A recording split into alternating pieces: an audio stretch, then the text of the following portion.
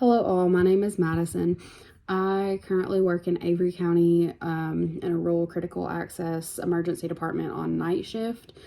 One nurse that really inspired me, let me preface this by saying that I'm a very meek, non-confrontational, people-pleasing personality at baseline, and the nurse that they put me with for orientation and ICU as a new grad at just turned 22 years old was very bold, very blunt, very straightforward, confrontational in a good way, very patient advocate, just a very big personality, which is the polar opposite of me. But she taught me so much in that time about patient advocacy, standing up for the patient, standing up for yourself, how to talk to providers in a professional way while getting your point across.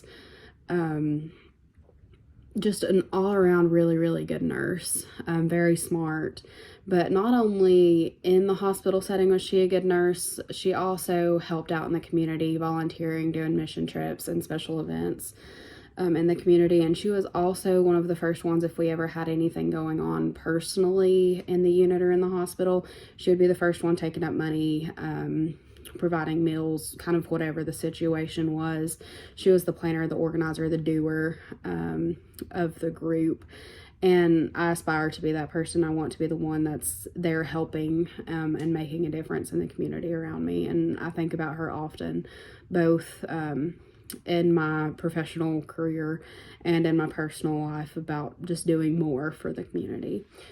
My experience with a community health nursing is that I was a CNA in home health, and I worked with some home health nurses at the time, and then also I had some patients on hospice and palliative care. So although I was not the nurse in that role, I was able to work with some of the nursing at that time.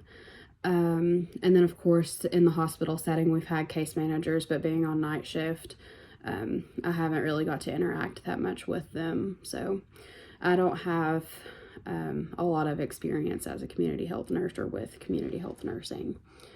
One issue or need, community health need that I've seen impact the community is access to healthcare and access to medications.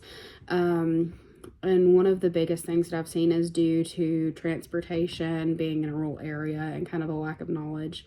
And that lack of knowledge can be, or is mostly of available resources. So available transportation services, telehealth visits, mailing medication subscriptions, stuff kind of that nature. And that's one of the biggest community health needs that I have seen, is getting these patients to these appointments, following up with specialty providers, finding specialty providers, especially being in a rural area that's kind of close and able to be accessed.